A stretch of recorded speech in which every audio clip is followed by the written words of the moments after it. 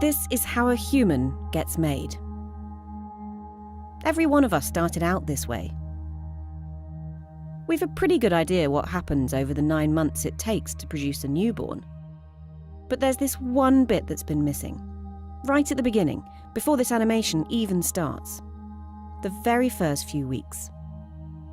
Now armed with new ways of growing human embryos in the lab, scientists are learning what the very beginning of human development looks like.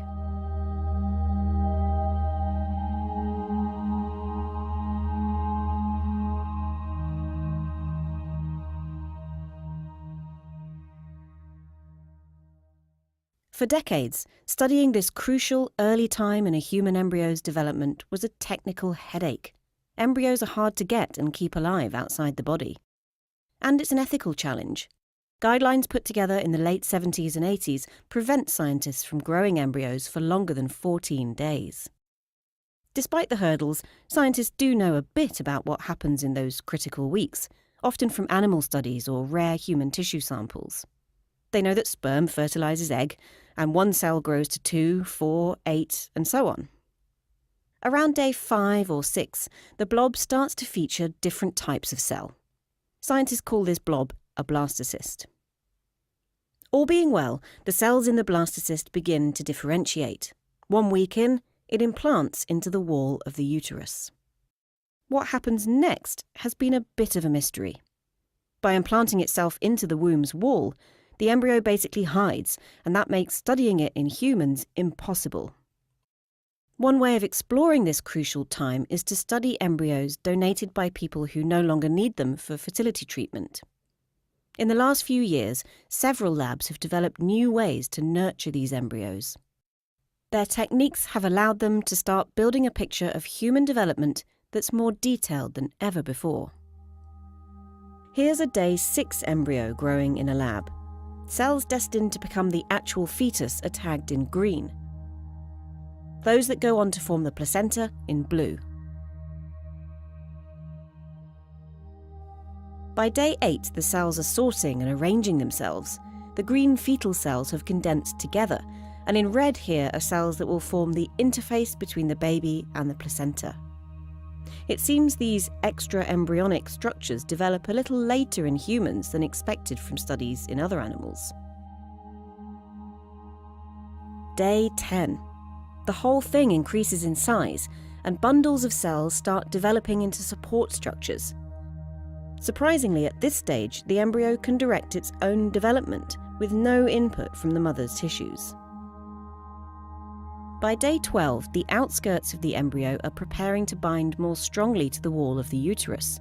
After all, if this were a natural pregnancy, the embryo would be there for the next 9 months.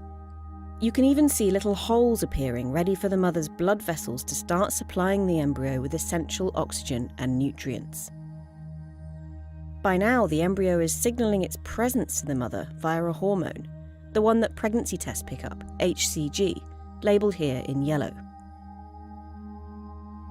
After 2 weeks, the teams ended their experiments in line with the ethical 14-day limit. To study what happens after 14 days, researchers had to turn to different techniques. Recently, scientists have built artificial embryo-like structures from stem cells.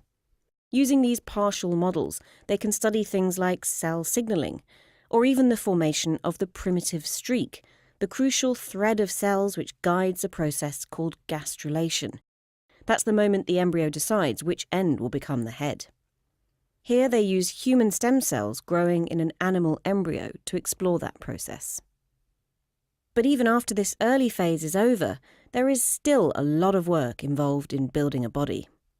To study later phases, scientists have made and analysed high-resolution 3D atlases of human embryos and fetuses. One team found that the left and right hands don't simply mirror each other when growing their nerves. Instead, some branches take random paths in each limb.